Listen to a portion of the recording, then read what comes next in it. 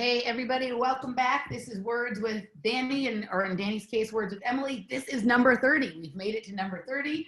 That's very exciting. We are going to, we just decided all the things we're going to talk about just now.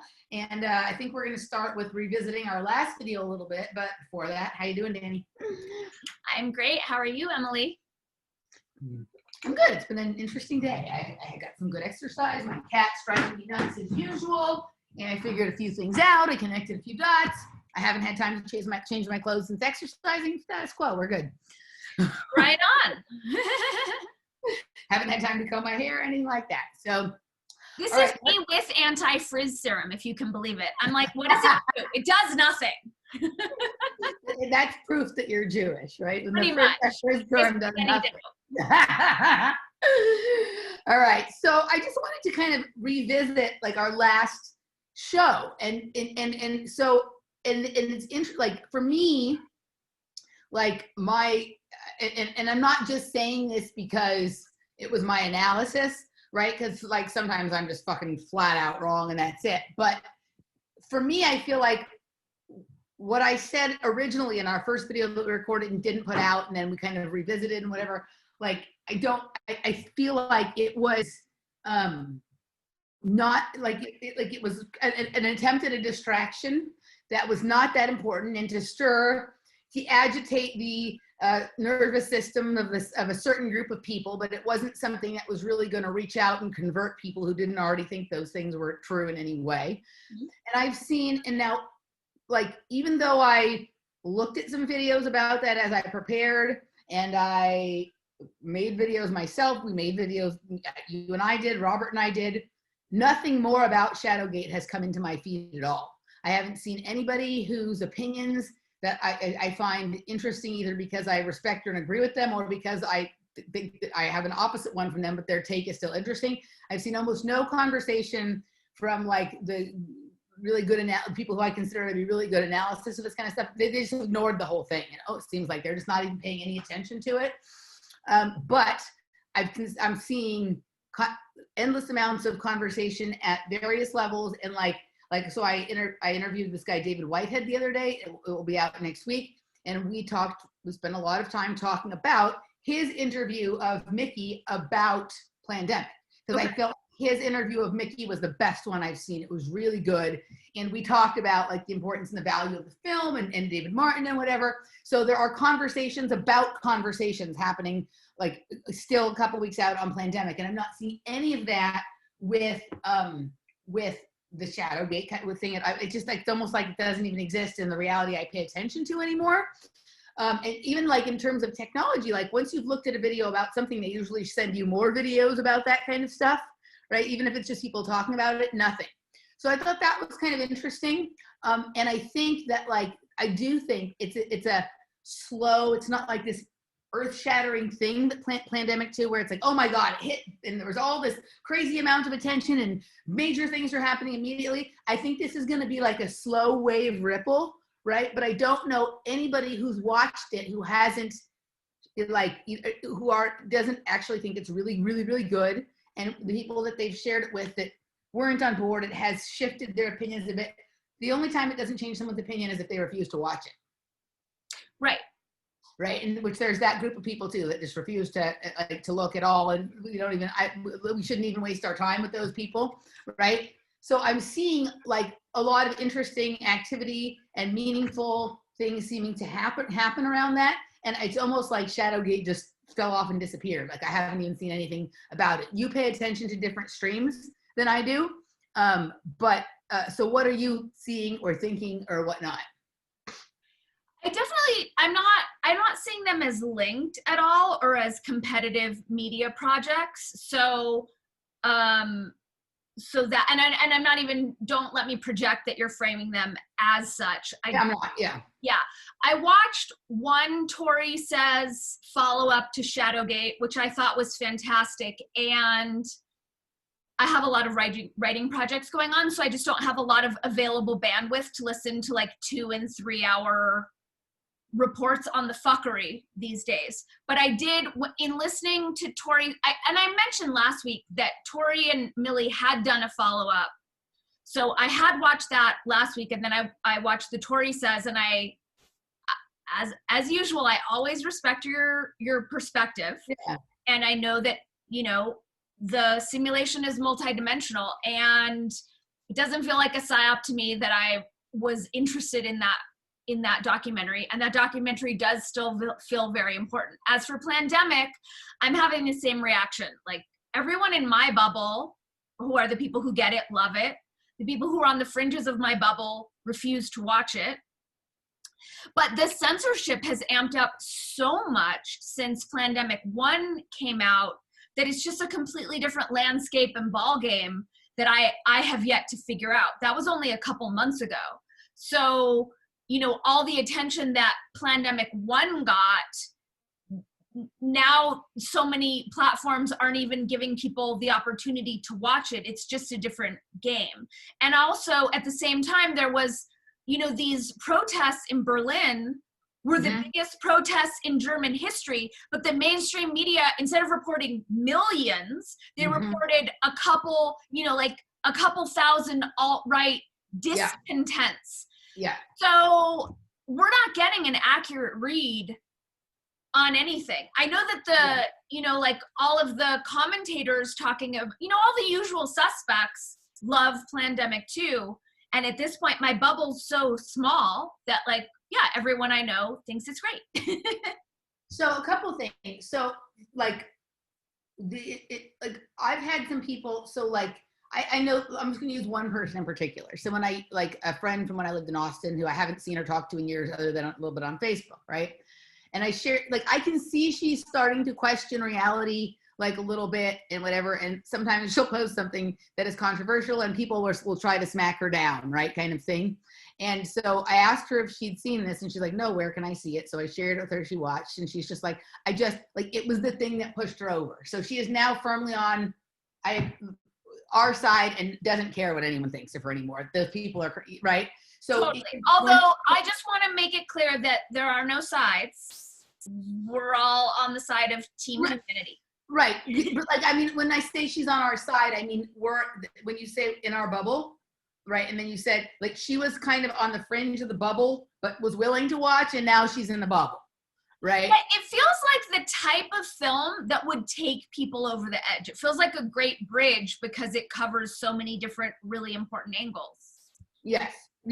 And so then back to what you were saying before. So I don't know, because I haven't heard this from anybody. Has Tori responded to any of the criticisms of her, like, where is the evidence that she is what she says she is, or she's done what she said she's done? Like I said, I'm not tracking as hardcore, and you're the only person I know or that I've heard who doubts the veracity of her story. She has spoken about, in videos that I don't think you've seen, she talks about how on paper she doesn't exist, and how that's pretty, is endemic the right word? It's part of her job that she's not really allowed to exist. So I haven't heard her talk about those things because you're the only one I know who thinks she's a fraud. So I haven't seen that out there. Like, the research that I've done on her, that Robert's done, that Laura's done, all shows somebody who moves from place to place and gets in trouble basically everywhere she goes, who's in part of a long-standing lawsuit, something that happened, I think, when she was in North Dakota, right? She defrauded a bunch of people and things like that. And then, with all of these supposed, like academic, degrees and things like that, when you go and try and search to see, like, the papers, like, there'll be a list that this person has an academic paper, right? This person that looks like her and has her name, it's empty. There's no actual paper there, right? And so, like, you can't use those things as your curriculum, as your resume, and then when the people go to look at them, they're not there. That's my entire resume. You click on any of my journalism links online and they're gone now. So you're talking about me as well.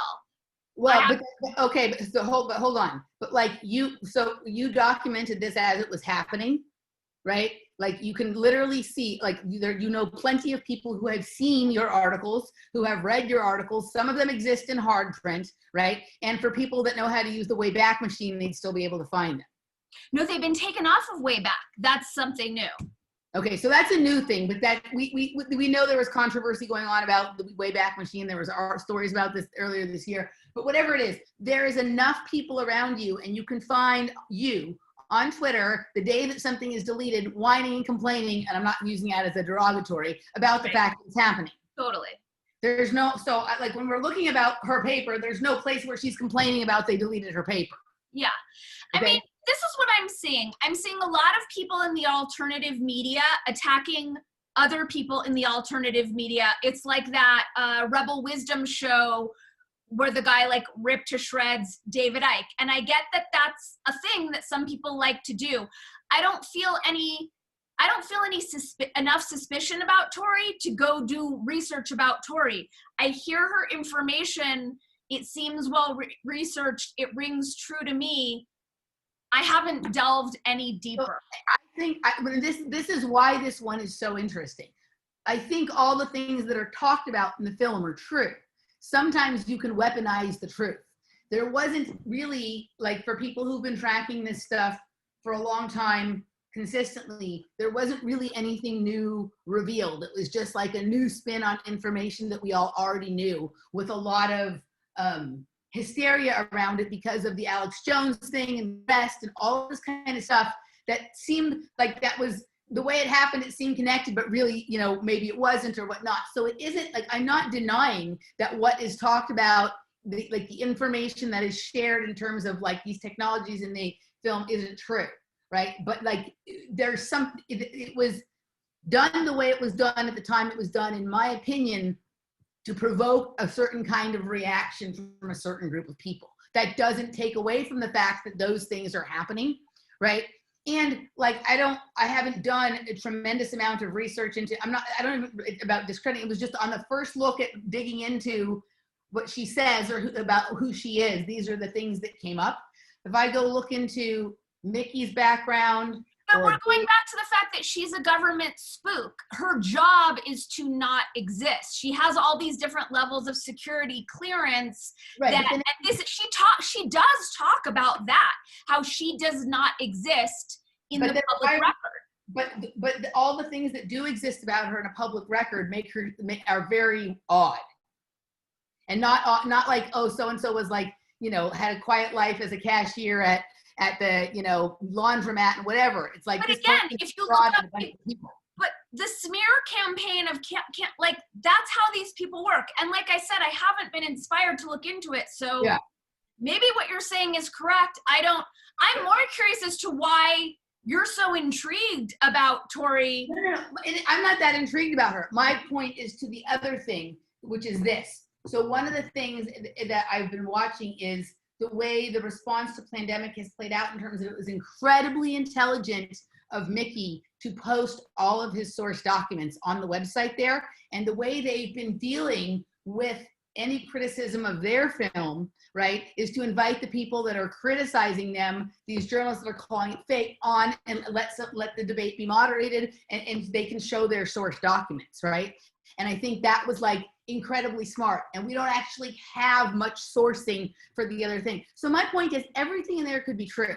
It isn't an attempt to try and disprove things. But I still feel very strongly that Plandemic was an incredibly well done, like almost like, I don't know what the exact word is, but like, it's not, I keep thinking transcendent, but it's not transcendent. Like this is the way we need to make media if we're going to like actually change people's minds and not just continue to preach straight to the choir, right? There's something a little more transitional about this. That's my main point, is that this is really effective.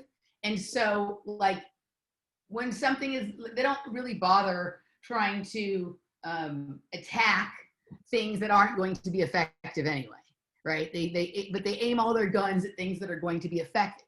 And sometimes there's truth to some of those things that are being aimed at something. That's my only point, really, is just that as I'm watching the way things play out around Plandemic, like it's becoming, I have more respect for the film as I just watched it again the other day with Laura because she hadn't seen it yet.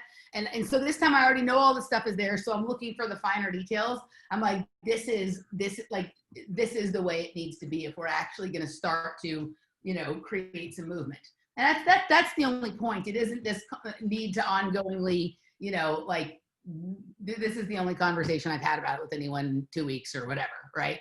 I just wanted to see where we're at with the whole kind of thing about that. So I was just curious, that's all. I mean, I'm in the same place. Like, I helped write a really good movie. I still think it's a really good movie, and I think censorship sucks. Censorship sucks. Yeah, and I think it's astounding. Did you see the Ben Swan challenge? No. So Ben Swan basically set up a thing and basically invited all those people from those fact check organizations that fact checked Plandemic 2 and called David Martin a fraud or a liar. Like, he sent invitations to all of them to come and have him, moderate a debate between them and David Martin, where he'll bring his source documents, they'll bring their source documents, and they all basically responded to him, "We're too busy fact checking." We're too busy being paid off by Bill Gates and the Clinton Foundation. Like, of course, because you can't, part of one of my tasks, and a little bit of it made it in, but there's so many writers working on the project. But one of my tasks was to go through all of the. Did you just see that? I did just see that. What was that? What was that? Like, there was just another room that isn't the room that you're sitting in or that I'm sitting in that just showed up on the screen. That did your screen put me in that room? I couldn't quite tell. It was so fast, but there was literally. Well, if it comes back on the recording, because I saw something weird just happen. I was like, did somebody who's monitoring our conversation, but we're not supposed to see, just accidentally come through? Like, what was that? I'm not saying that's what it was, because it took a minute to register, and by the time it registered that I was looking at a background that wasn't yours and wasn't mine, it was gone. Yeah, it was so quick. Okay. So one of the things that I did for Plandemic was to go through Wikipedia's page where they said the whole thing was fake news and go through all of their footnotes about it and disprove all the bullshit that they had said about the first one. And it's so incestuous. They'll just say, "That's not true," said PolitiFact. That's not true, said factchecker.org. And it's like, there will be no reason whatsoever, but they just cite themselves. Yeah, it's just like a circle jerk of self-contained flatulence. So I'll even say one of the things that this movie did, and I didn't know this was really your part, but it really is your part. It shifted my opinion about Judy Mikovits. I did not have a positive opinion of Judy Mikovits before that. Not because I think the things that she's saying are untrue, but because, and this is my own bullshit, my own bias, really. She still does promote certain aspects of the pharmaceutical industry and vaccines that I don't like. And so I was using that and some people who I respect, they think she's a shill or a gatekeeper or whatever. But that doesn't change the fact that about this, she's telling the truth, right? About this, she is telling the truth. And the truth of the matter is that there was no, I didn't think she was a criminal. I never agreed that, I never believed she was a criminal, whatever. But okay, a person can I can disagree with them about everything else, but about this one issue, if I agree with them and they're telling the truth. So that was a time where some other stuff got in my way, right? But when I listened to her in this movie and I heard what she said, because sometimes for me, I don't even necessarily have to go dig up all the facts. It was great that you did and I saw all that. But her voice when she said, right, that I will never back down. I will never say something that isn't true, because if I do, that will be the end of my life anyway. I believed her 100%. I don't need anyone else to prove anything. You know what I mean? Well, I'm guessing you still haven't watched the first one. I haven't watched the first one yet. I should. Okay. So yes, I would, I would never should you, and I would recommend it because first of all, same thing, just having a basic human emotional bullshit detector. You watch the first one, this woman is so sincere. Mm-hmm. It was so clear to me, but I also feel like it gives her more legitimacy that she's an immunologist and that she's not anti-vax. I think it gives her more legitimacy that this is actually her life's work. And she's the one who's saying these vaccines are dangerous and bullshit. Yeah, no, and this is where sometimes still I can get the things she was saying, like Sonia interviewed her, and everything she said pretty much said on Sonia's interview about the problem with these particular vaccines. Like I agreed with her on that, right? But then it was like, seemed like she was talking about this other thing and that other thing that I happen to not like. She's saying those things are good. So that makes me like, I don't like that, but okay. But then this is how we're all like prone to sometimes like the certain kinds of confirmation bias or even a level of peer pressure, right? Like people that I respect and think are really good researchers think she's a shill, think she's a gatekeeper, all that kind of stuff. Even if those things are true, it actually doesn't matter in this case, even if those things were all true. But I actually, after listening to her, I don't think she is that. I mean, if something she does like creates a scenario where it helps that, she's not doing it on purpose, she's saying what she believes. And if it offends a group or protects a group, that's not why she's doing it. She's just saying what she thinks, right? So I still have exercises I still have exercises in improving my own discernment. You know what I mean? And so hey, you're not totally perfectly enlightened, mastery, embodied. No. And so like, you know what I mean? And so I'm very, and if I feel, if later I feel like I'm wrong about my analysis of the Shadowgate, I'll say so, right? You know what I mean? But you know, when I'm looking at, I didn't have a thing, I didn't know who this person was before I saw Shadowgate, whereas I knew who Judy Mikovits was before, right? So it's just like, I watched that with completely, you know, I didn't know about her. I just was getting, because of the way it was being presented to me, the Shadowgate stuff, that was what was making me go, no, it really had nothing to do with her. And then she just came along as part of it. Like the Judy Mikovits thing was like a longer build to that and whatever. But yeah, I have no problem go back and correcting myself. I was, you know, like I was wrong about the importance of Judy Mikovits. Like maybe there's still things I disagree with her or whatever. Really, that's why the first one is so important, but because it goes through her long history with Fauci and how he mangled the AIDS. Oh, I know that's right. Yeah, I know that. I mean, I agreed with that all along. Yeah. Right, but hearing her talk about it and how much she knows, and then there's a moment in the first one where Mickey says, "I have to ask you, are you anti-vax?" And she says, absolutely not. It's my career. And I felt like this gives her way more legitimacy than if it was someone like you or I who's. Well, probably I'm going to go back and watch it, and I'm probably going to like agree with almost everything she says, even if I disagree with whether vaccines are good or not. There's also nothing. This is the other thing, is that I don't understand what's not to agree with. She's talking about her experience. Yeah. Like she's not even offering opinion. She's saying, here's what happened. So that's why it's so odd to me that it's controversial. When I say agree with, what I mean is agree that it's true, right? Agree that what she's talking about is the truth, right? Even if like I disagree with that vaccines are good or bad, that her recounting of I don't think I ever doubted. This is how like it went in my head, and this is where I still have some work to do sometimes, right? Like there's something about her that doesn't resonate for me, so I'm not even going to pay attention to that, right? And the thing that didn't resonate for her about me probably came from some of the things I heard other people saying about her, which is completely different than why I rejected Shadowgate. Like everybody was like, oh my God, you have to watch this, is amazing. And you know, blah, blah, blah. And people all liked Tori. So all the things I was hearing about Judy beforehand were already negative, but for a different reason than the mainstream doesn't like her, right?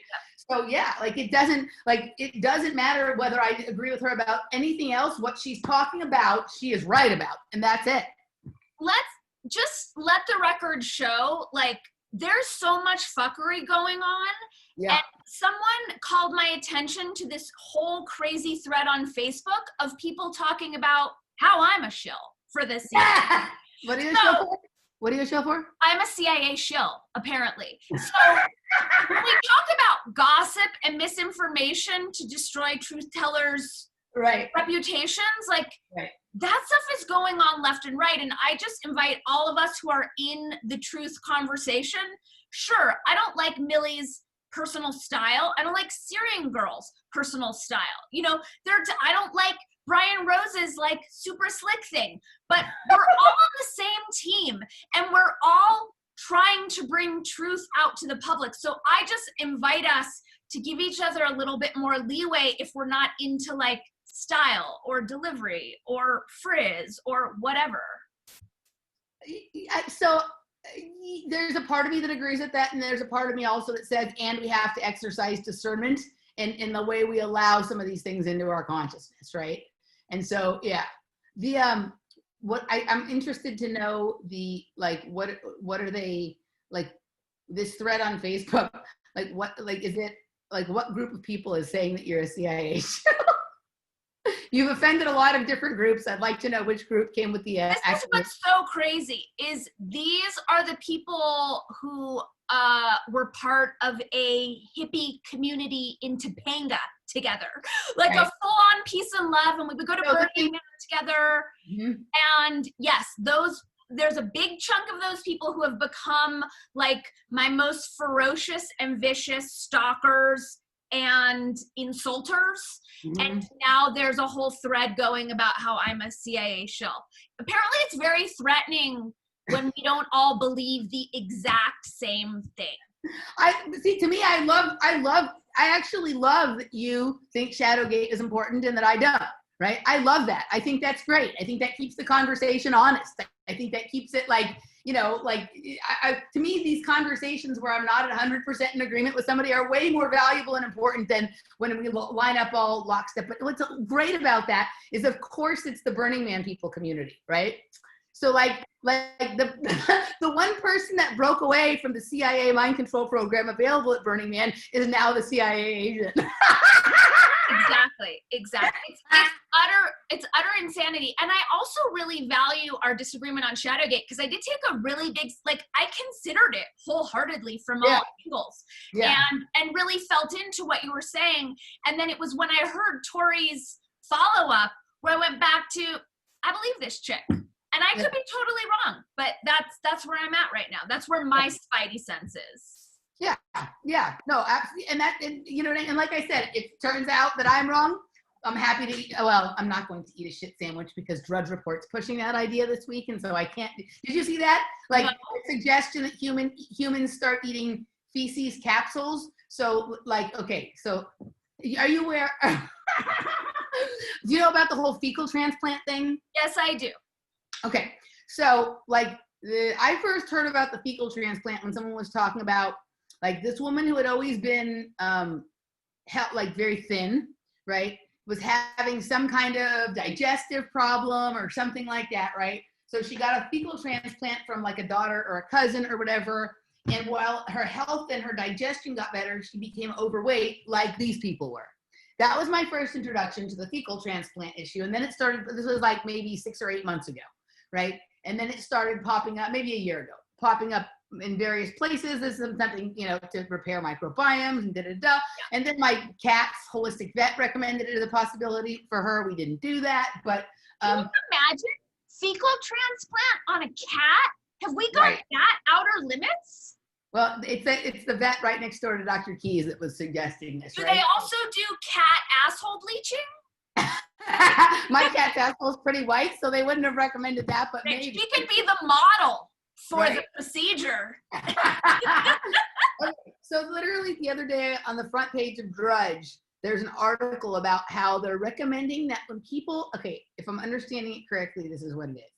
That when you get to a place where you achieve the body you want, right? Like you're exercising a lot and you've been on the keto or the carnivore or the vegan or whatever the fuck helped you to get to your best place. You've been eating clean for a long time. You're in the shape you want to be, that you make some capsules, some feces capsules basically to capture that microbiome so that at a later time you can return to that state when it's gotten off hand, when it's gotten away from you. No, I don't want to be that upset. I already spend so much time and energy on my health, but the thought of monitoring it to that point, that feels like it moves into the realm of insanity for me. Yeah, it's just too much. It's a little too much. There's people out there, there's some trendy housewives of Beverly Hills who are out there right now, capsuling up. On batshit. The one piece I wanted to mention. No, not batshit, human shit. Batshit would give you coronavirus. Batshit might give you coronavirus. Can't do that, right? No, you gotta listen to Plandemic 1 and then you'll understand why that didn't happen. I know. I'm joking, but yes. I know. So just going back to the discernment piece, and we don't have to go down this road too long, but it just felt like it related and I had mentioned that I wanted to speak to it. these days I'm seeing, anytime I go on social media, there's some sort of crazy draconian tyrannical shit coming out of Victoria. Mm-hmm. That I'm not believing. My spidey sense on that one is telling me none of this is real and not to give it my attention. That could be totally wrong, but that's what my discernment is telling me, is like, don't give this my attention, my energy, or my outrage. So Victoria as in Australia, not as in her secret. Correct. Okay. Yeah. So I don't know what choice B is. Is so, that still okay, a thing? so one right. Well, I think they're all shuttered. I don't think any of them have reopened after coronavirus. All right. And there's all the weird Jeffrey Epstein, whatever connections to that. Okay. So I haven't paid overwhelming attention to what's going on in Australia, but obviously, like, some little things pop in here and there. So what I understand about that stuff is that, like, Australia is kind of like the United States in that they're different, like there's different areas. They don't really call them states or provinces quite like US or Canada, but there's like different regions and they're all very different, right? Yeah. In some places, like there's absolute freedom going on right now. And in other places, there's like absolute tyranny going on right now. Yeah. Just kind of like here with some of the governors have lost their fucking minds. And then you have like Kristi Noem in South Dakota, who's like the model of sanity and free. Okay. So, right. So it seems like, if you wanted to compare, it would be kind of like Victoria is to Australia, like what's the most insane state this week? Like California? It doesn't feel that insane to me here. Like it felt more insane here several months ago. So some of the reports I'm hearing Did about. Something crazy just go down in Wisconsin? Well, that's the Kenosha thing. That's about the. So I don't know about what's going on there with the coronavirus stuff, but New Mexico seems pretty crazy with their governor seems pretty crazy right now. The governor's crazy, but the beauty here is the incompetence running through bureaucracy is like amazing because there's not a lot of enforcement. So what I'm hearing is the state that most people hate most and are fleeing from in droves is New Jersey. So I don't really know why that's where I hear it's California. Okay, so I think maybe it just kind of depends. Like, but I also know my friends on the east side, no one has to wear a mask. Nothing's going on there at all. But my friends on the west side or in the valley, it's totally different. Like, it's just so arbitrary. I think it's less crazy here than it was at other times, for at least in my experience. Like, or maybe I've just figured out the places to go that are less annoying and whatever. But whatever it is. So like, let's say Victoria is like whatever the worst state is here, right? It's like the one where they try out all of their like model UN fantasy shit, right? So there did like, like it seems like it's possible that it's like that the things that are being reported on are really happening, but like I don't think it's really happening as like the entire Australia is in total tyranny, right? Like I feel like they're just they've done here a couple of times. Like you'll see some video of like this crazy thing happened, and everybody thinks that's going to become a thing, but it doesn't. They tested it out. People kind of were like, we didn't really like that, so they'll wait 5 years and try again. So I think some of that probably is going on, but I do think like the way that like the fear about things going on in Australia and New Zealand is being framed is that same way that Alex Jones used to try and scare us with the FEMA camps, right? Like the way he reported. I just found out today were President Carter's gift to our republic. Yeah. I didn't know that. Well, and then Bush helped it along with other stuff, and Clinton, and they've all worked on it, right? It's been a group project. Created it with all of his CFR buddies. Yeah, it's been a group project though. Like each one improves upon the work done by the one before, right? So it's a bipartisan. Yeah. So, but like if you listen to Alex Jones back in like late 90s, early 2000s, right? Like we should have all been in those camps a long time ago. Yeah, those were the like PNAC days. Yeah, high hysteria, right? Yeah. The high hysteria, Rex 84, FEMA camps, blah, blah, blah, all that kind of stuff. And so it isn't that these things exist in our government's documentation, and I'm sure they exist there, right? But it's like I don't think that China is taking over next week. You know what I mean? Like I don't think that it's that. I think they might like it too, right? But like if the demented Dem dude wins, that to me that feels like full CCP takeover. Yeah, so I will see. Like, I don't know, but I understand what you're talking about, right? So like, I fell for that super fear stuff from Alex Jones for a good long time, and then at a certain point, I was like, this is the boy crying wolf, and it's not that that could never happen. I'm very careful not to just get too flippant about it, because then when everyone's fatigued on it, that would be a perfect time to step in with that shit. I'm always cautious about that. But also, like, you can only hear the sky is falling so many times before you're like, it's most likely not falling. Yeah, I completely hear you. And at the same time, like, I do have respect for what Jones was trying to do back then, because he was trying to stave off what's happening now. Might not have been the best strategy to take, but if people had taken him a little bit more seriously and had paid a little bit more attention to the liberty grab that was going on, then we wouldn't be finding ourselves dangling off the ledge that we are dangling off of. Right? Okay, so can we play Fantasyland for a minute? Because I think it circles to like the entirety of the conversation, right? So, like, all those things Alex Jones were talking about back then were true, right? But something about the way he delivered it made him and made people who believed that truth seem crazy to the other people who hadn't recognized that yet. It's one of the biggest downsides of those on the forefront of alternative media. And I very often include myself in the category of this sort of behavioral pattern of, we're driven by rage. And it's very hard to take in, and you're totally different. Like, you're so much more neutral, and it's really inspiring. But I know for a lot of us who have been holding this information so long, like, I understand the rage that fuels our efforts. And yes, it makes it very hard for people to actually receive the information. It's such a bummer. Yeah. So like, I wasn't always this kind of calm and neutral about stuff. And it isn't that I'm neutral in terms of like, I'm indifferent, right? But I've just figured out more effective ways to communicate about it, to get desired result, or to, even if I can't affect change in someone's mind, like, they don't see me as a crazy person, so that when like somebody else comes along who might be more inclined to believe me, that person's not going to say, oh, Emily's crazy. They just disagree with me, right? So, okay. So here's the deal. So let's just say, like, it would have been much better if someone like David Martin with his style was delivering the same information at the time Alex Jones was at Alex Jones, if he were, it was instead, right? But like, he wasn't there yet. He wasn't there, right? And they probably knew that someone like him and others like him were coming, right? So the way the intelligence agencies work is they get somebody to get out there in front of it and create a mess of it first, so that then when people come along later, it's already quote unquote discredited in the public mind.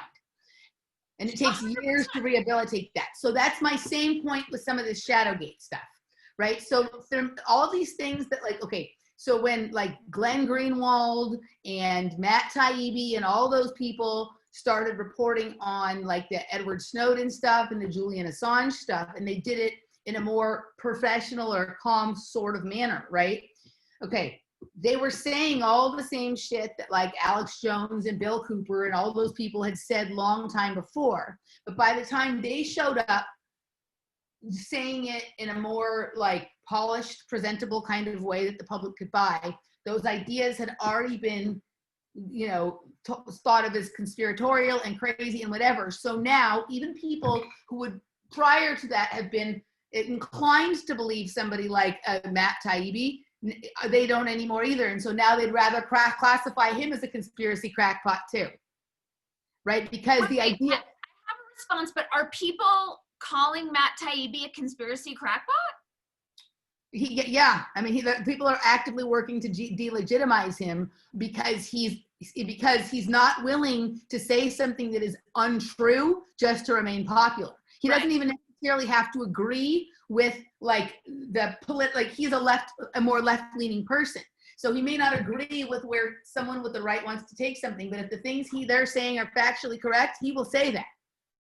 And Okay. so then they will try, so the people are trying to delegitimize him, or they won't even listen to him even anymore, even though 10 years ago they liked him and trusted him. Now they don't, because the thing he's telling the truth about was already delegitimized by someone else's hysterical behavior around it, even though it's true. But that's where I want to stop you, because I don't think it's fair to Alex Jones to say that he delegitimized. And you remember my friend Miriam, we did a show with her, and I put her in this category as well, because she's been a journalist reporting these unpopular truths for the past 20 years, and she's also animated by a lot of rage. And I feel like it's very frustrating to go through an emperor has no clothes world and be completely marginalized and demonized and vilified for speaking truth, especially as a journalist, to have your career taken away from you, as so many of us have, in the face of so much censorship. So I hear what you're saying. And yes,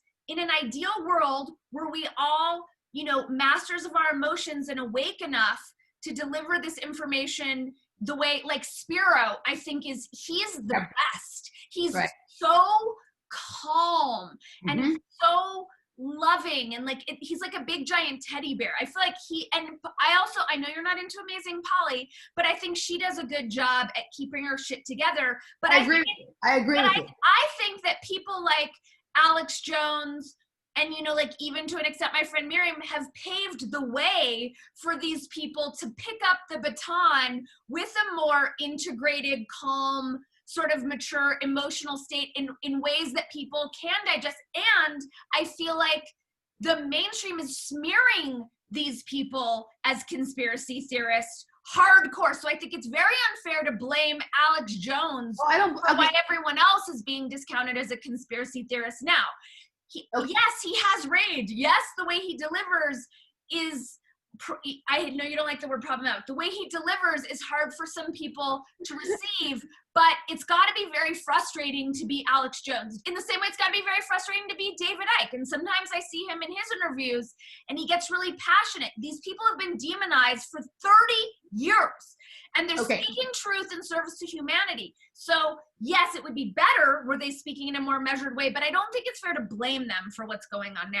Okay, so I don't blame Alex Jones. Okay, and so first of all, the only reason I dislike the word problematic is because of the left's misappropriation. I know, they ruin everything. Right, okay, I don't think Miriam, I understand what you're saying. Like sometimes she gets ragey and ranty and personalizes some things and whatever, but I see her way differently than Alex Jones, and I even see David Icke as different Alex Jones, okay? And so I don't blame Alex Jones for this happening. I think that something pushed Alex Jones into that position, and I blame that to whatever that entity is, right? That's the creation of the operation, right? So whether Alex Jones is in on it or whether they just found a person who could do their job without him even having to be in on it, it's not that I'm blaming him. And like I said, he's still at this point with all the nonsense he said, has still said more true things than not true things. But I don't Miriam has never gotten the level of attention that someone like an Alex Jones has got. And not yet. Let's not discount that as a possibility for her. She hasn't yet. She's not she hasn't been shoved out there the way Alex Jones was really shoved out there. Okay. Right. And David Icke, even though he's gotten a lot of attention, I haven't seen David Icke push an idea and then sabotage that idea. I've seen Jones do that numerous times. Okay. Yeah, Jones's personality is the train wreck that it is, but I don't think it takes away from the good, noble work that he's also done. So what there was something you said that I had a perfect thought about. It's not when I'm talking about discernment, it isn't necessarily about whether something is true or not. It's how effective is this going to be? You're really all about efficiency. Something I'm working on in my life right now. I'm not very efficient. I'm having to learn to do a lot of things that I should have learned to do in my 20s or my teenage years, and I'm not. I'm learning to do it in my 40s, and I'm not efficient. And some of it is really hard for me because it's stuff that I've always classified as being boring, and that I don't want to do things that are boring. And I'm having to learn that some of the boring things are just part of growing up and are in service of things that you want to do that aren't boring, right? I'm learning to be more efficient. So it's kind of like my hope from okay, in a perfect world, right? Because we only can go from, you can't go back and change the way it did. It would be interesting, you know, if somebody went and took all that information that was delivered in something like Shadowgate and really sourced it out in a very clean presentation, right? To see if it lands any differently, right? Kind of thing. But I guess the point for me with some of this stuff about discernment is like, I look at like the way something sort of comes about and is delivered is just as important as the content that's being delivered. And I understand, like, it's entirely possible that like in 3 years, three months, or even 3 days from now, like Miriam will get to a place where like she's like made peace with the way it sort of affected her life, right? And she's able to come to a neutral spot when telling her story. And suddenly, when her story and all the other stories she's reported about, because not all the stories are hers. The thing about the bees really is something that she noticed in dealing with something else, right? And Yeah. so like, and then all of a sudden she becomes like a super powerful teller of the same set of stories she was saying before, but now with like a new edge to it, right? Like that possibility still exists because she hasn't been so overblown to sort of put like a stupid face on the bees, right? Or a stupid face on the cannabis issue. She hasn't, that hasn't happened, right? Like, you know, maybe I think the person that's been most frustrated by like I think mostly it hurts, like she's the one who's most affected by when she does that, right? It hasn't like, you know, spread out and like diseased a whole topic. I don't think she's done that. You know what I mean? I think sometimes she probably suffers in more physical and personal pain because of her sometimes inability to like, you know, whatever. And I really like her. Like, I think her information is important. I think she's interesting. On top of that, she's stunning to look at. So that, right, all that kind of stuff. So I think she may still have her like I mean, she's had effective moments already, right? But I think she may still have that. Her stuff hasn't been, you know, poisoned. She's still a work in progress there. Like, you know, so I think a lot of this is just about like us when we're assessing information going, A, is it good information? And B, is it efficient? Is it effective? Right? Because we're getting into this place where we have not as much time to deal with it as we had 20 years ago when we were first looking at it. Like, we're getting to like, you know, like Mickey learned a lot in that short period of time between his first film and his second film. That's efficiency. That's efficiency, but Mickey's been at this for more than 20 years, and Mickey's also an extremely, extremely self-aware, humble, self-responsible person. So Mickey has the unique ability to really look at where he dropped the ball in the first one or where he could have done better. You know, like he's looking through that lens. Not a lot of people are looking through that lens. And I agree with you. Like, you're calling on everyone to step into their highest and to really up their game. And I think it's admirable. And yes, I think it would be great. Like, I was, you know, the new Syrian Girls video, it's like super choppy, and you can hear that the voiceover audio was recorded differently than when she's on camera. Like, there are all these pieces, but I go back to this, you know, I'm a little bit more forgiving. This information is so important, and so few people are talking about it. Like, no one else, you know, she put out a video saying Israel was responsible for the Beirut bombing. No one else is putting out that information. So I'm a lot more forgiving of her style, right, and how she delivers. And I think that you're right. If we want to get it to the mainstream. The only problem I have with Syrian Girl is her hairdos. Other than that, she reminds me of Millie. I feel like she and Millie are the same. One's just dark and one's just light, but they have that same aesthetic. Aesthetically, yes, but in terms of, I think I don't think they're the same at all in terms of like the way they're sort of taking the information that they know from here and putting it out to the world. I don't think they're the same at all. But what was I going to say? There was something else you just said there that was interesting to me. I just completely lost my train. Maybe the train will come back. All the trains eventually do return to the station. So we'll see. But yeah, no, I think all of these things are interesting, and there's a place for all of them. I in no way think that Shadowgate should be censored, or that any of those people should be in jail or not have their YouTube channels or anything like that. I think more information is always better. Did you hear Sayerji, Green Med Info, was booted off of Instagram today? Completely deplatformed. No. No warning, no violations. Boom. green med info, gone. That's interesting. Interesting or fucking terrifying? Like, well, no, it is so weird to me that the normies who might disagree with us have no problem with censorship all of a sudden. But what I'm saying is, when I say interesting, it's not that I don't think, right?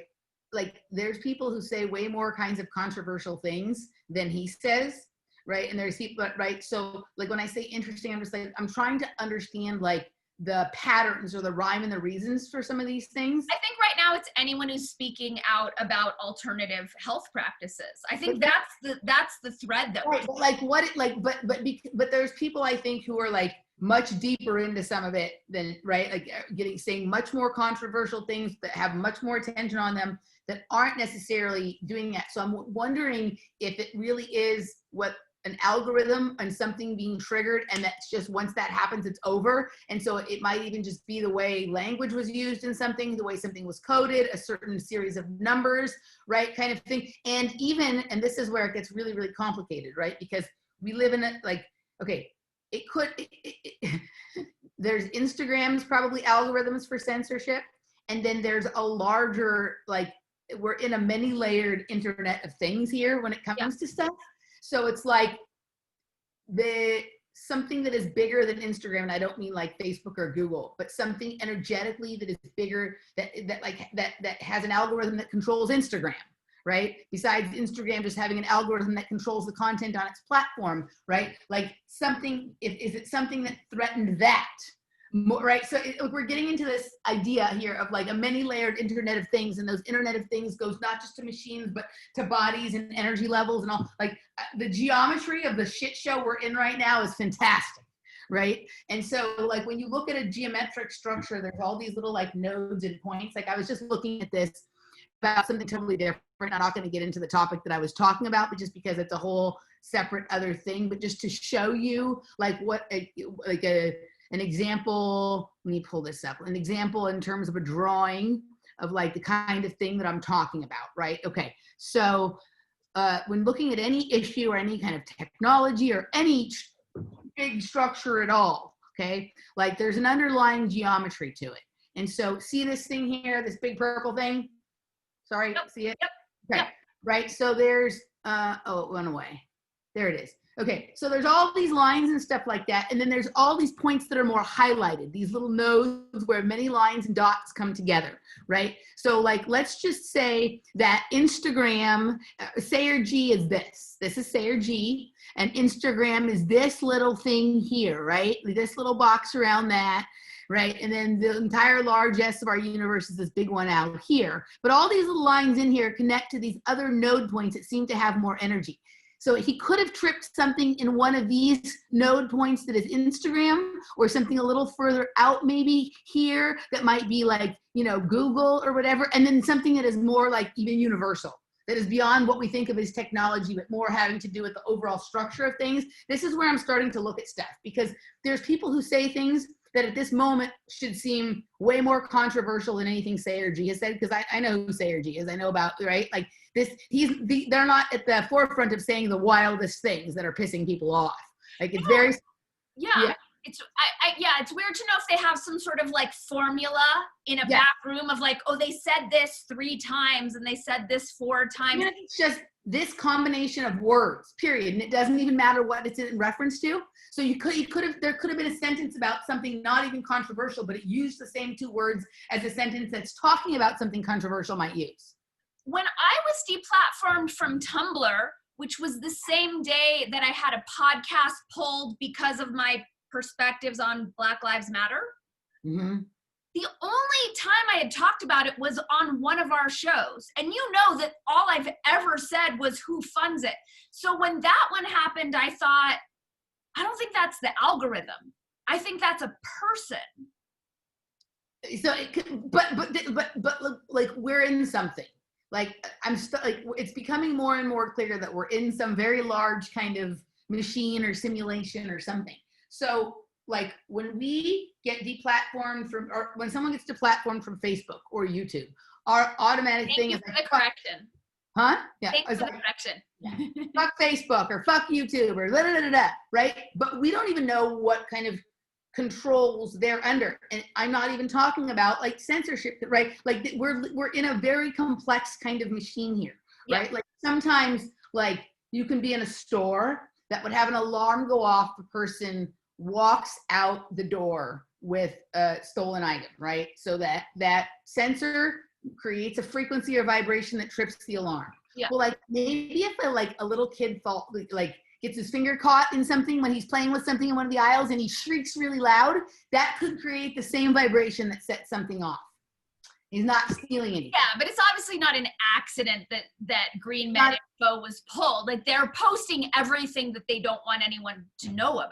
Oh, absolutely. But there's other bigger people with more of a following that are posting just as controversial or more controversial kind of stuff that aren't getting deplatformed. Who's coming to mind when you say that? Okay, so like Robert Kennedy Jr. I know. I just think it's got to be because he's so high profile. And I do feel like they can fuck with the little fish more. Maybe. That was my thought as well. And also, like, why is he the only Kennedy and the most outspoken at this point to not be murdered? It's interesting, right? But like, it could be that. You could be right. But I think we also have to examine, right, that like there's many layers to these technologies and algorithms, and it could be all just within YouTube, but it literally could be that like 10 times there was an alt-right person who said something that is against platform rules, but be they fair or not, that when they said the thing, these other two words were in the same sentence.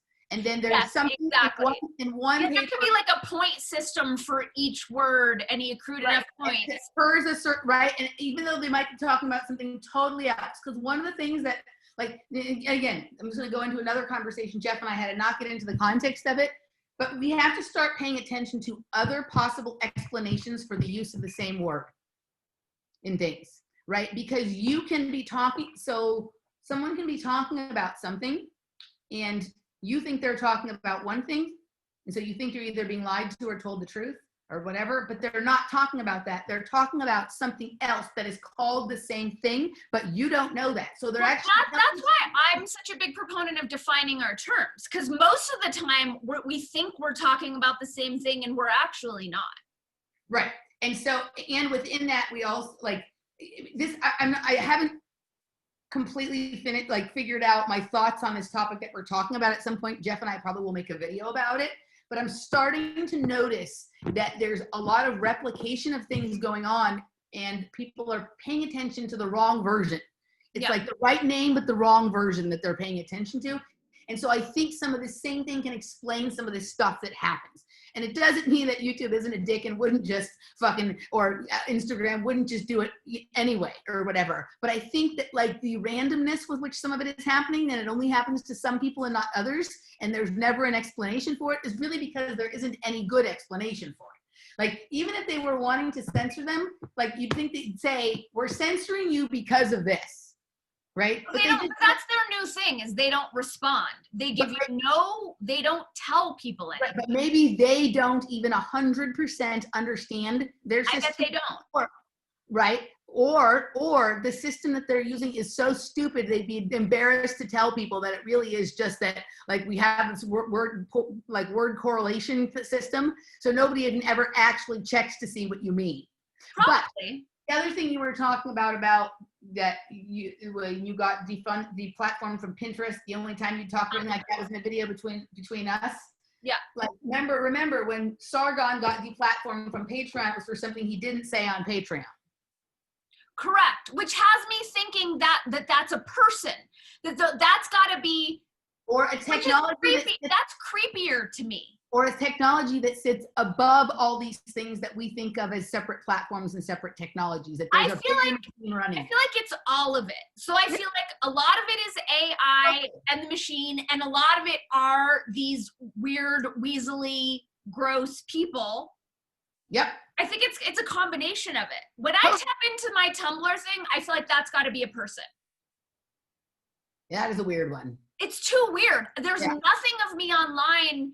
I've never said anything negative about BLM, minus I'm questioning who funds it and their mission statement. Yeah. So I have some interesting things to say about who funds it and their mission statement that I'm going to talk about with Robert tomorrow. So that's going to be interesting. But I want to, before are we done? Are we good on these topics? That was kind of an interesting aside with all of that. But I hope other people, I hope that's enjoyable to other people. It was interesting for us to talk about. Okay, you made a good video this week about your Mexican wrestling mask. Right, so I printed it from you. We'll link it in here. I'm not going to go on and describe all the videos to people or whatnot, but we'll link the video in the description so people can go watch it. I like this tact that you're taking. Right, you're sort of like reimagining, or not reimagining, but like deploying a new strategy. Right, like like if the situation has changed and you have more information or more experience dealing with certain things. So you changing your strategy and how you're going to deal with it, and you've decided just to go like full on ridiculous, yes. Which I think is actually more effective. I think so too.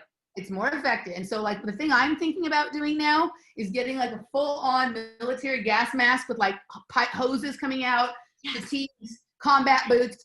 And going into the store like that and looking at people like they're crazy because they don't understand that like the coronavirus could come in through all of our pores and everything. So we have to completely cover up and just like hopping completely to the other side of this and making people look at me like you are fucking crazy with that costume on. Exactly. So that they can understand how it is. Yeah, right. Totally. So that's it. And then like okay, so that's one thing. And then the other thing is, like it's this, I don't know how much value there is in trying to explain things to people who just don't understand stuff, right? Like when you try and explain it to the people at the store, the fucking manager at the store makes $55,000 a year, whatever. They like, okay, so not shopping at the store, I don't is the solution, like in terms of just because that thing's happening at the store. The things that we should be boycotting. Depends on the store, because there is value in voting with our dollars. Absolutely, but like this is like there's one when someone's adjusting to something that they see as a law because they don't understand the difference between a law and a mandate. That is different than when they're trying to normalize something.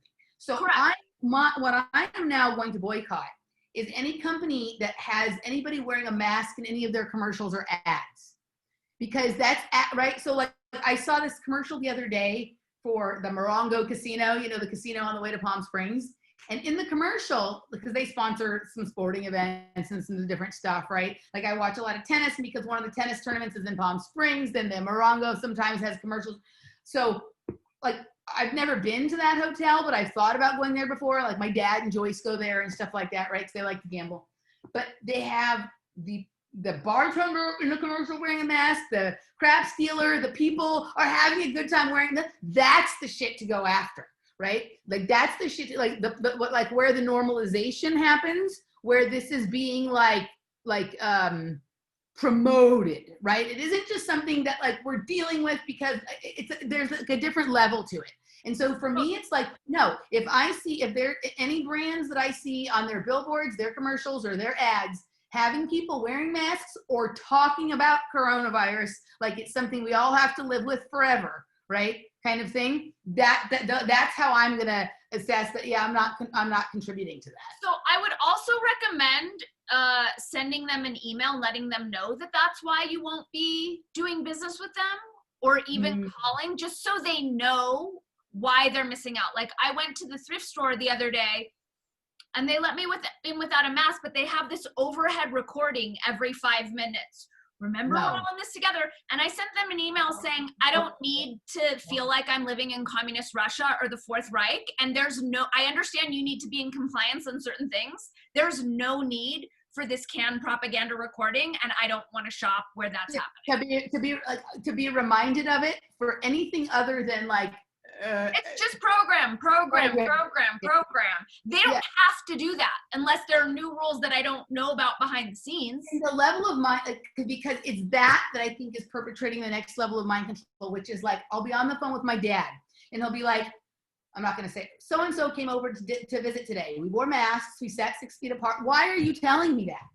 Like, I think that's stupid. So you're not getting any points with me for saying that. But it's like, it would be like me telling you, I went to work today and I wore my uniform to work.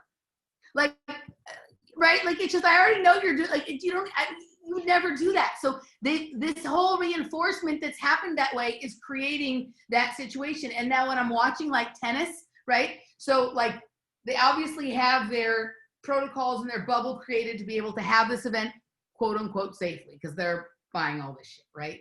So the players, I just feel like it's important to acknowledge that the CDC did admit that only 6% of their reported deaths are actual deaths. That is in the public sphere now. So the fact that we're continuing with the sham. Right. But everyone's under mind control, but this is the level it's at. So the players there, they developed these protocols to have the US Open safely, right? And one of them is that, like, like you can't maintain social distance, you're wearing the mask, and if you're going to be talking to somebody, right? So the players are coming out wearing their mask, and the commentators are saying, there's Novak Djokovic wearing his mask. Like, how is that part of, like, I can see he's wearing the mask. That's the propaganda. That's Lady Gaga at the MTV Awards saying, mask up. Yeah, right. So, but then it would be like, they're also being a commentator saying, look at Lady Gaga swinging her mask, right? Like, I can already see she's swinging her mask. And then you're also like, that's how thick and far this goes. I would not be surprised if the commentators were given instructions. You need to mention masks at least a dozen times every 10 minutes. I feel like it's got to be in their contract. Well, so Laura asked me why they keep doing that, right? And I think there's two explanations. I think it's become part of the mind control. Like, my dad is not being paid by anybody to say, at least not to my, right? That maybe. I mean, I don't know, but like, signaling. It's like, hey, look at what a good little minion I am. But who's sponsoring the US Open? IBM Watson. Who's that? Bill Gates, right? That's the whole, so like, right? Like, so it's all that kind of stuff. It's just like, okay, so, like, I'm to the place now where it's like, all right, I want to watch the action of the tennis and that's on TV, but I'm refusing to listening to any of the analysis. So I'm watching people who make YouTube videos who don't talk about masks as part of their analysis to get the analysis part, right? So what I usually listen to, informational news kind of videos in the morning. Now I'm listening to match analysis in the morning when I have my little, Laura's like, why are you listening to that? I'm like, because I would like to hear it with them. You know what I mean? I feel like it would be really important for you to reach out to that network and let them know, just so you know, I used to be an avid watcher of your commentary and now I can't even stomach it without choking on my own vomit because you keep pushing this bullshit mass propaganda. And there was a really interesting other thing that happened too. I was watching I guess it was the Naomi Osaka match, and she's a fucking bot promoting everything wrong. But like, let's forget about that for a second. So I'm listening to, I think it was Chris Evert be the commentator for the match. And when someone's not playing well, she's like, I wonder if part of the people not being settled on the court is that they're scared of COVID, that this is just something that, like, if they can't concentrate on their match because they're worried about COVID. And right? Like, the whole point of being an elite athlete is to be able to block everything else out. So these people have been able, some of them come from like war-torn communist countries. They were able to block that shit out to win the Olympics, kind of stuff like that, right? They can block out their rivalry with the person that they have never won to right? But they can't, like, stop thinking about a made-up thing, and the whole thing, I was just like, God, we've gotten to such clown level. Like, Bill Gates gave her like $1 million to say that. Probably. I mean, but it's more powerful if that isn't even the case. If he didn't even give her the money, but the propaganda has worked so well that even the people who deliver the propaganda are under the propaganda without even being paid for it. I hear what you're saying. It's just so hard. I just cannot fathom for the life of me how anyone is buying into this. I don't get it. I don't get it. Yeah. They're weren't so terrifying and be really, really funny. That's scarier than the dumbass fake virus, is just people being so stupid. Yeah, that's the dumb virus. Yeah, that's the real dumb virus. Yeah, okay, so so there was those things. I wanted to tell you, so in that you were telling me earlier about you've been playing tennis lately. No, today was my first day, but it is about to be a new thing. Good for you, because the Tennis Association has a commercial out that is like, tennis is the perfect thing to be playing because it's naturally socially distanced. So you can social distance without being socially distant. You know how important social distancing is for me. So, yes, that is why it's perfect. Minus the fact that all the courts are closed. We jumped a fence. Council Claire, that was a joke. Oh, your tennis courts are closed? I don't think they're closed here. That's interesting. Huh? Some are closed, some are open. Yeah. You know what I love? Like they have like they put a fence around like the exercise equipment thing in the park over here, and there was like 20 people in there yesterday who had jumped the fence. And what I love, like some of them weighed like 200 pounds. I'm like, I love that, right? Like a 200-pound person jumping the fence so that they can, right? Normally, I love that level of resistance. I don't know how much they were interested in exercising. They just didn't like being told no. So it's like the best motivation for exercise ever, like being blocked from the exercise equipment. You're like, damn it, I'm climbing that thing to get over. Why would they fence off the exercise equipment? Because they don't want people touching stuff. Because has everyone gone total? Did everyone's brains fall out of their ears and no one understands how viruses are transmitted? You don't get a virus from touching a surface that someone else who also didn't have the fake virus that doesn't exist touched. Right? But it's fun. Like, it's just funny, right? I never saw people on that equipment before they put the fence around it. Yeah. Right now, there's like people who are 200 pounds overweight, right in there. I'm like, I love it. Yeah, it's awesome. I'm all for all disobedience these days. Just kidding, censors. All right. So, is there anything else that we wanted to hit on? Did you have another thing? My last thing was, which we don't even have to get in, but you and I had talked about this, I think like 2 years ago. We were talking, you had a theory that the Dems were going to intentionally throw this election so that Trump would win. And at the time, this is when they were going through, you know, like Tulsi was still in it and Andrew Yang and Buttigieg, and they were all, I know I just mangled his name, but when they were all still in it, you had this theory that the Dems were going to deliberately try to throw it. And now I agree that the Dems are very obviously trying to throw it and wanting Trump to win. Complaining about Trump is a huge moneymaker for them, first of all, right? So that, and then I don't agree with him about much anymore, but Jimmy Dore is 100% right that they'd rather lose to Trump than let a progressive be their candidate, right? And so, like, that's the whole, like, here's the deal. I think the people in the Democratic establishment don't really mind Trump's policies. They just see him as embarrassing and not a good like guardian of their bullshit, right? Because he says the embarrassing part out loud. Right, and they don't like that, right? So he doesn't have a good mask for empire. But ultimately, when it comes down to it, like, they've all profited during his reign. Right. Like, they've all profited and whatnot. And like, if they don't have Trump to criticize, CNN and MSNBC are going to go out of business. Right. There's no news anymore.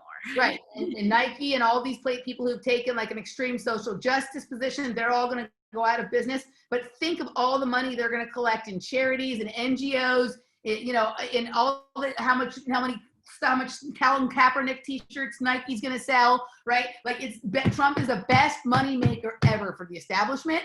So whether he's in on it or not or whatever, like, I mean, but think about this, like, they're already pushing this idea that, like, at first Trump will win, but then later it'll be Biden, but Trump won't leave.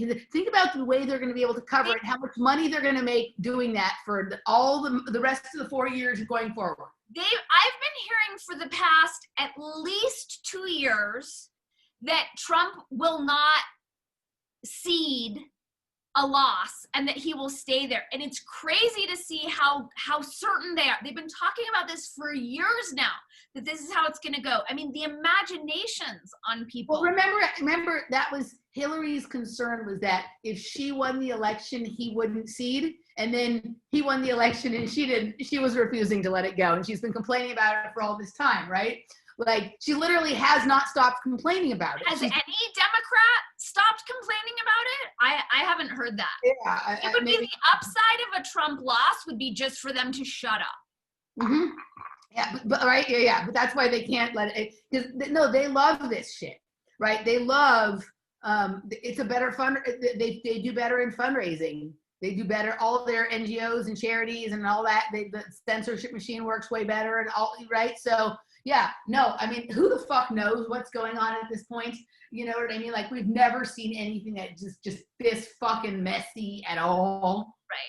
Right. Like, but maybe here, had a session with someone earlier and she's like, we live in really strange times. I'm like, we do. But you know what? Maybe it's always been strange. And now just only because of our technology, we are more aware of all of this crazy shit going on, that it's always been this crazy. Right. And it's just now we're able to look at like 10 times as many things every minute, right, than we used to. You know, so I don't know, but this is just like, I just don't even know. Like, the theory, I guess, now is that Trump will win by a landslide on election night, but by a week later, Joe Biden will be the winner. Well, there's going to be so much fraud with their mail-in fuckery. Right. Who knows? I mean, who knows? This month is supposed to be a whirlwind of fuckery. Yeah. So who knows if we'll even recognize the world by then? Yeah. You know, we still have to get through September. We still have to get through October. Yeah, I think September is going to be crazy. I think it's going to be so crazy. I spent last night in prayer just for September. Yeah, I've heard about a lot of things that like could pop off right about mid-September. You know, so if any, all, or one, or whatever of them do, you know, it could be very interesting. I mean, they're going to have to go, like, they're going to have to start creating things to distract from the thing you said earlier about the 6%, right? They're going to have to start, like, you know, like, it's already not a thing. Already no one cares. It's the CDC that admitted it. It's not even like whistleblowers. Why are we still locked down? Why is any of this still happening? Why is no one rising up in absolute rage for being so deceived? Did you hear this one? I don't know if I just missed it, but I was listening to something yesterday. Did you know that the person who invented the PCR test came out and said you cannot use the PCR test to test for viruses? He's been saying this from the get-go. It's the same. I just heard it the other. Okay, no, he's been saying this for quite a long time, that this is not. I'm aware of the problem with that, but I heard it from other people, not from him. I didn't know until yesterday that the actual person who invented it said, yeah, that's not what it's for. I know that's not what it's for because of things that, you know, the Andrew Kaufman video months back and different people coming out and explaining how this stuff works. So I actually understand the science behind it, but I didn't know the actual person who had invented it was like, yeah, no. Yeah, there's so many powerful, like, little pieces. If you just took them singularly and our media wasn't a complete propaganda sham, people would wake up and this would be over. There are so many. It's just odd to me that it still continues.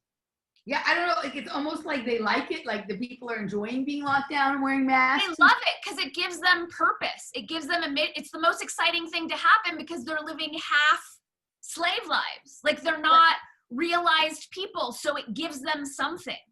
So my dad has had to cancel 2 trips, right? One to Mexico and one to Paris, right?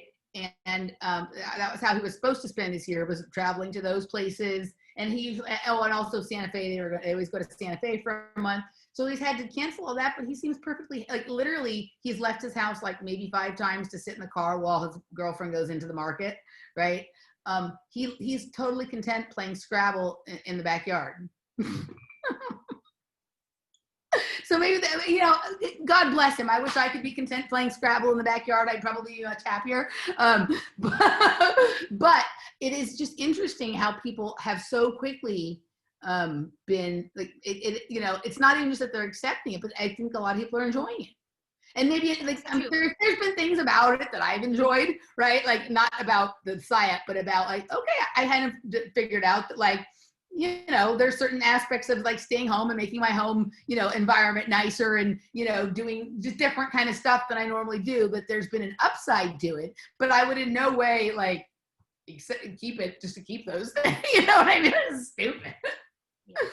Yeah. Yeah. All right. I think that pretty much wraps it up for us. So anything new on your plate this week? Any new offerings for the people? No new offerings, just the usual wonderfulness. Awesome.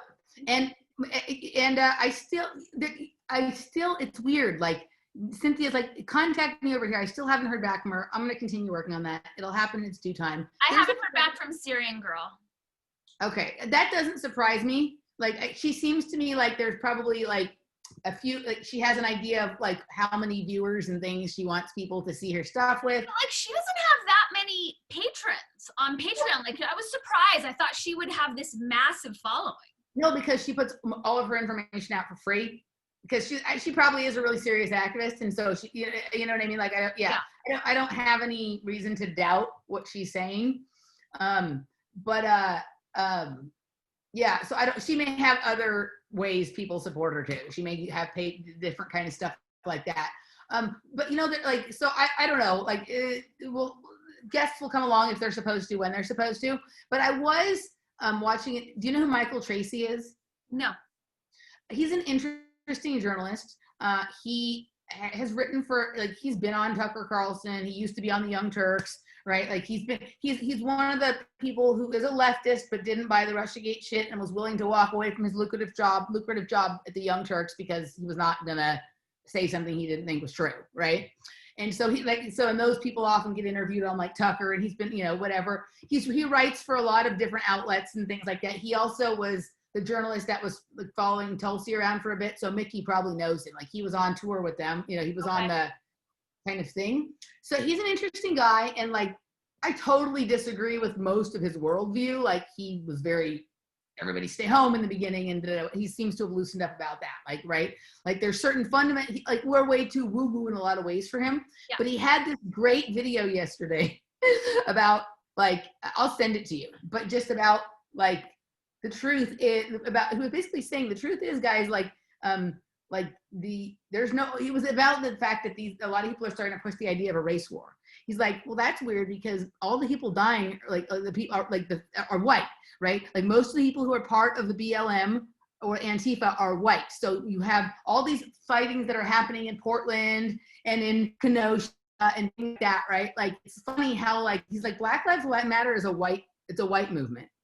It's white liberals. It's white people. It's all the white liberal guilty virtue signaling. It's also like this gross, like that other races need white people to rescue them. It's why I hated Avatar. Like, oh, we need the white man to come in and save the indigenous, and now you need the white liberals to come in and it's right. Yeah. Send me the video. I want to see that. Well, I feel like maybe like. He makes a lot of videos where he talks to people he disagrees with. You know what I mean? And so, was there like a bird outside that caught your attention? And it was like so bright electric view that I had to do a double. I was like, oh my God, that's the bluest bird I've ever seen. I'm like, you live in the middle of nowhere, so there's not a hot guy outside your window. I'm like, it's like, it has to be a bird. Okay. So yes, I was thinking like he's not afraid. He'll have conversations with people who like totally oppose him. So like, I don't know, like I'm not going to try and win him over to our views on like coronavirus or conspiratorial kind of stuff. But this idea that, I'll send you a couple of his videos. Like, okay. I think it's pretty good. And I like, he's not willing to say something that he doesn't think is true for a paycheck. And so I can appreciate that. So I don't know, let us know what you think. If you would like to see us, Michael Tracy, I'll try and be reaching out to him or whatever and see. And that'll do it for us. Okay. You look so pretty today in your blue shirt. Oh, thank you. No, thank you. All right. Bye. Bye, guys. Woo. Bye.